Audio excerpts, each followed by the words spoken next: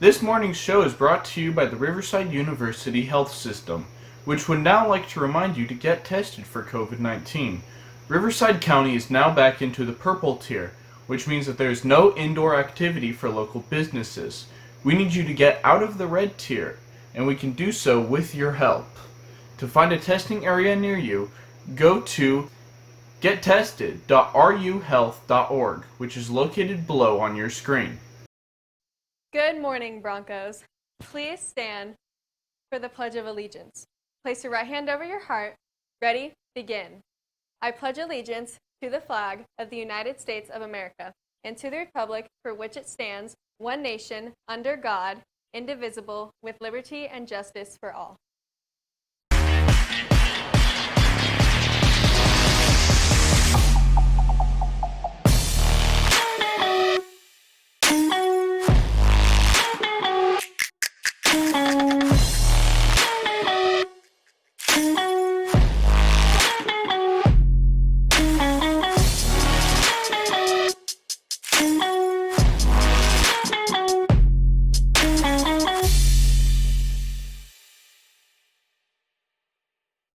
I'm your host, Nathan Balos. And I'm your host, Andrew Trong. And I'm your host, DeAndre Hicks. Let's get into today's headlines.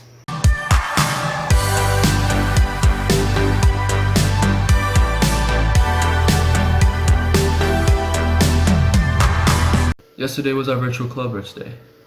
Thank you to everyone that participated. If you didn't get the chance to check it out, then please go log into campus, click on the class titled Bronco Life, and check it out. If you have any questions, please email Ms. Cush at the email below. If you haven't done so, please make sure that you update Zoom. Typically, Zoom rolls out a new version every Monday. It is essential for you and your application to keep up to date to access new features like virtual backgrounds or better sounding music.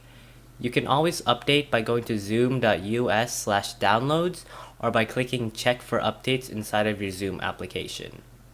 Our Board of Education concluded that distance learning will continue for the rest of this semester. However, two options will be available for next semester: hybrid learning or virtual learning.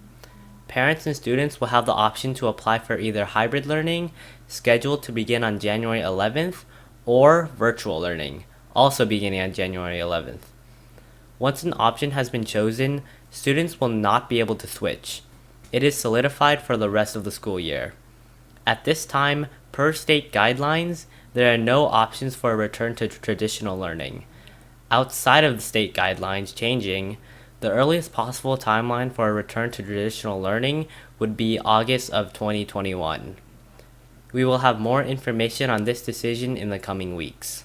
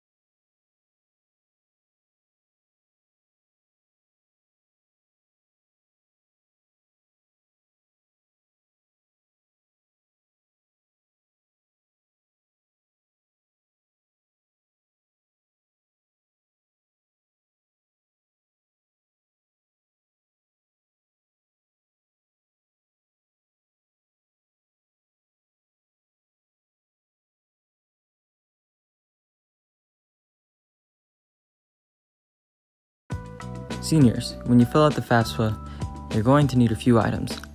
Before you fill out the FAFSA, make sure that both you and your parent have an FSA ID. Once you have that, you can start filling out the FAFSA by providing personal information such as your name, date of birth, phone number, mailing address, driver's license, and social security number. Parents will also need to provide this information. Next, financial information will need to be provided. This includes federal tax returns, records of checking accounts and untaxed income, and any other business asset. Providing this information beforehand will help speed up the process. If you have any questions, please contact your counselor.